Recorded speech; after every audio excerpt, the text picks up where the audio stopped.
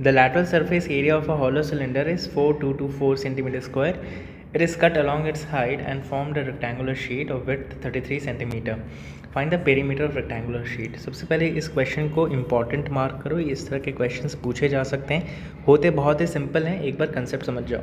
देखो, lateral surface area of hollow cylinder कहने का मतलब क्या है कि हॉलो सिलेंडर बीच में कुछ भी नहीं है और ऊपर भी नहीं है, ठीक है ना. देखो यहाँ पे ये सीन कुछ ऐसा है, ठीक है. यहाँ पे भी कुछ नहीं है, यहाँ पे भी कुछ नहीं है, ठीक है.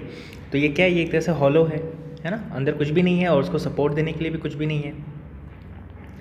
क्लियर. तो ये सीन है यहाँ पे हॉलो सिलेंडर का. ओके. अभी हमसे क्या पूछा गया है कि यहाँ से उन्होंने क्या किया. सपोज करो यहाँ से उन्होंने कट कर दिया. कट करने के बाद क्या होगा, ये कुछ ऐसा रेक्टेंगुलर शेप में निकल जाएगा, ठीक है. और इसका जो विड्थ है वो 33 सेंटीमीटर दिया हुआ है और हमें पहली बात तो ये पता नहीं है, ठीक है. इसको हम एल एज्यूम कर लेंगे, ठीक है.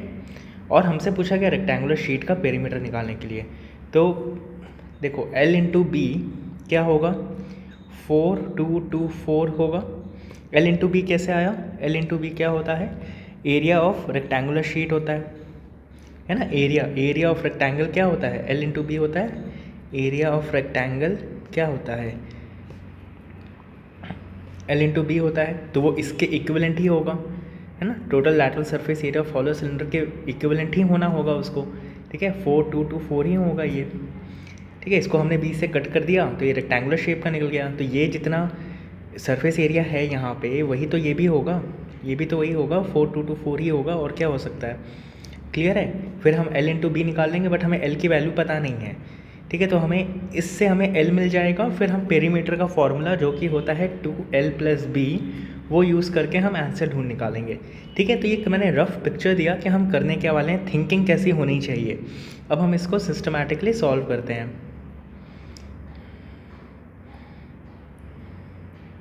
ओके. तो सबसे पहले हम लिख लेते हैं lateral surface area of cylinder क्या है, वो 4224 सेंटीमीटर स्क्वायर, ठीक है. अभी हमें लेंथ तो पता नहीं है इसका रेक्टेंगल का, तो कोई बात नहीं, हम ऐसा एज्यूम कर लेते हैं. Let the length of rectangular sheet equals to L. Therefore area of rectangle, और एरिया ऑफ रेक्टेंगुलर शीट क्या हो जाएगा जब हम उसको काटेंगे, ठीक है, और सीधा करेंगे तो एरिया ऑफ रेक्टेंगुलर शीट क्या हो जाएगा, 4224 हो जाएगा. बट इसका फॉर्मूला क्या होता है, L into B. 4224.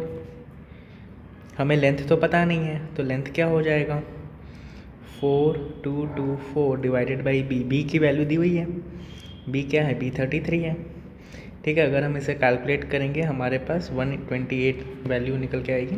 This is the length. अब हमसे क्या पूछा गया है, हमसे पूछा गया है पेरीमीटर ढूंढो,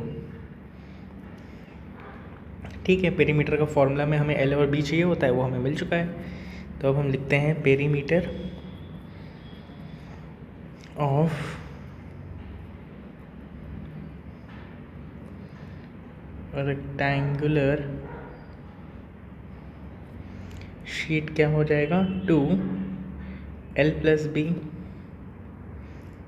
सो ये क्या होगा, 128 + 33.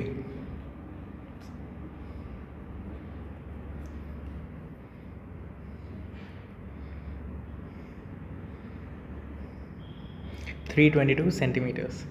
तो ये क्या होगा, ये हमारा आंसर होगा. आई होप समझ में आ गया होगा. Thank you.